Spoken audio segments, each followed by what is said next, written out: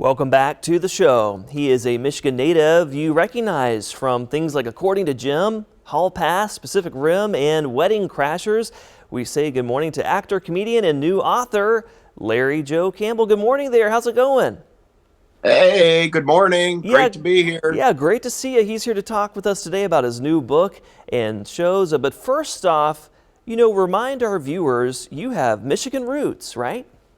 Oh, yes, I was born in Pontiac, moved up to Cadillac when I was 6, and born or raised up there, and then went to Central Michigan University, class of '92. Got my Nice. BA there. Yes, got my master's at Wayne State, out of Michigan, born and bred. And then I moved out to LA, where I've lived for the last 25, 26 years. And you have been staying busy, my friend. And, again, thanks for talking with us today. You're here to talk about your new book. This is your debut novel. Tell us all about it.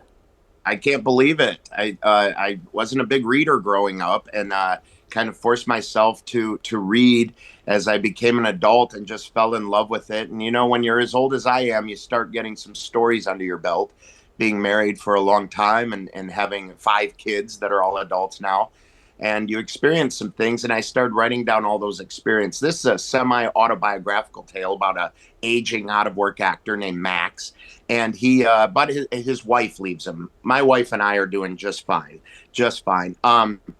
So it is fiction, but he ends up, no one's around him when he's around the holidays. So he goes back to his brother's place in Michigan and stays there, where a real life brother of mine, Gary, lives in Greenville, Michigan. He stays there. He loses his voice in a logging accident right away in the book. And so he can't talk. He's got to rest his voice. And he observes the comings and goings of the local townspeople, the eccentricities and the lives they've lived. And he starts learning about his own culpability and what may be the demise of his marriage, and then he tries to save it. Interesting. Well, what really inspired this story in the first place? It's really from coming from a place like Second City. I was in Second City, Detroit. We had to write a bunch of shorter scenes and character and relationship. It was all about the characters and the relationships with one another.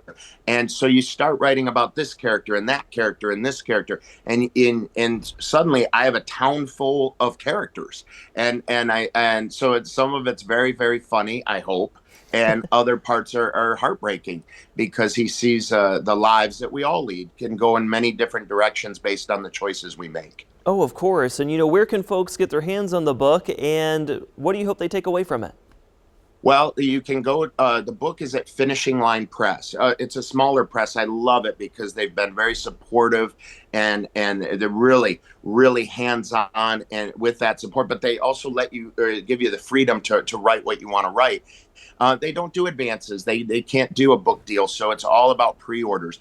And finishinglinepress.com has the book, but you can go to LarryJoeCampbell.com and hit the button there, order my book, and get the pre-order in then. Pre-orders are so important because they establish the royalty rate for the author.